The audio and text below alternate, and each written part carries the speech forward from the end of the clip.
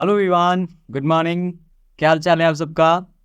I hope आप अच्छे होंगे। देखो, आज हम करने जा रहे हैं एक्सरसाइज 8.1 का। दिख रहा है एक्सरसाइज आपको? क्वेश्चन नंबर 4 का सेकेंड पार्ट। क्या करना है आपको? चेक करना है कि जो इक्वेशन दिए हुए हैं कंसिस्टेंट है या इनकंसिस्टेंट है, और अगर कंसिस्टेंट है तो ग्राफिकली आपको ग्राफ बना करके आंसर निकाल देना है। तो अब आपको याद हो गया होगा कि देखिए, जहाँ जहाँ सॉल्यूशंस होते हैं यानी unique solution, infinitely many solutions, ये कंसिस्टेंट होता है और नो सॉल्यूशन वाला इनकंसिस्टेंट होता है। चलिए रेशियोज निकालते हैं और चेक करते हैं। x minus y equals to 8 है, इसको इधर उड़ा दीजिए। x minus y minus 8 equals to 0 हो गया ये।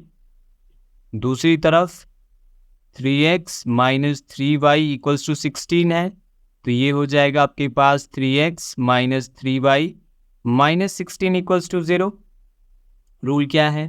a1x plus b1y plus c1 equals to 0। ऐसे ही कंपेयर करते हैं ना। यहाँ a2x plus b2y plus c2 equals to 0। चलिए, पहला रेशियो क्या होता है? a1 बाई a2 निकाला जाए। a1 कितना है? जो x के साथ लगाओ, x के साथ यहाँ कुछ नहीं है तो 1 है। दूसरा इक्वेशन देखिए, यहाँ a2 किसको कहेंगे? जो x के साथ लगा हुआ है, तो यहाँ 3 है तो 1/3। b1 बाई b2 किसको कहेंगे? जो हमारा y के साथ लगा हुआ है वो b1, यहाँ y के साथ कुछ नहीं है तो -1 है, तो यहाँ -1। यहाँ भी सेम, y के साथ जो लगा है b2, तो यहाँ भी y के साथ क्या लगा? -3। माइनस माइनस कट गया, ये भी हो गया 1/3। देखिए, यहाँ भी 1/3 आ गया, यहाँ भी 1/3 आ गया, यानी ये इक्वल वाला केस आ गया। अब चूंकि ये इक्वल वाला केस आ गया तो या तो ये सेकेंड वाला केस हो सकता है कि या तो ये हो सकता है या तो ये हो सकता है, क्योंकि a1/a2 इक्वल टू b1/b2 तो दोनों में है। अब c1/c2 पे निर्भर करेगा कि वो कंसिस्टेंट होगा या फिर इनकंसिस्टेंट होगा। चलिए चेक किया जाए। c1/c2 क्या लगता है दोस्तों, क्या होगा? c1 देखिए यहाँ पे क्या है, जो लास्ट टर्म है c1 क्या है यहाँ पे? -8। और c2 क्या है यहाँ पे? जो लास्ट टर्म यानी -16। -16 देखिए, माइनस माइनस कट गया, क्या बची? 8 1 ज़ा 8, 8 2 ज़ा 16। देखो तो यहाँ 1/3 आया था, यहाँ भी 1/3 आया था, लेकिन यहाँ 1/2 आ गया था। यानी कौन सा केस बना? a1/a2 equals to b1/b2 which is not equals to c1/c2 हुआ ना। यानी ये लास्ट वाला केस हो गया ना, समझ रहे हो आप? तो आप लिखोगे, नेक्स्ट स्लाइड पे चलते हैं, implies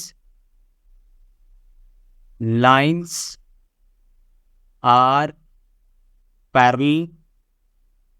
पैरेलल होगा ना। देखो लिख रखा है यहाँ पर, ये देखो पैरेलल, तो फिर नो सॉल्यूशन और फिर inconsistent. implies no solution exists, therefore equations are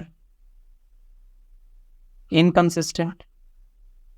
कितना आसान था ना ये। इक्वेशन दिया हुआ है, रेशियोज मैच कीजिए। रेशियोज मैच करने के बाद आपको अपने आप पता चल जाएगा इंटरसेक्टिंग लाइन है, कोइंसिडेंट लाइन है या फिर पैरेलल लाइन है। उस बेसिस पे आप डिसाइड कर लोगे कि unique solution, infinitely many solution या नो सॉल्यूशन। इस केस में आया नो सॉल्यूशन वाला केस, तो जब नो सॉल्यूशन को तो इनकंसिस्टेंट कहते हैं, तो इनकंसिस्टेंट हमने लिख दिया। अब आपसे क्वेश्चन क्या बोला था? पहला पार्ट तो था कि कंसिस्टेंट इनकंसिस्टेंट चेक कीजिए, तो ये चेक कर लिया। अब कहा था कि अगर कंसिस्टेंट हो तब सॉल्व करना है, तो यहाँ तो या इनकंसिस्टेंट आ गया तो सॉल्व करने की जरूरत ही नहीं है, ग्राफ बनाने की जरूरत ही नहीं है, तो यहाँ पे हमारा क्वेश्चन खत्म होता है।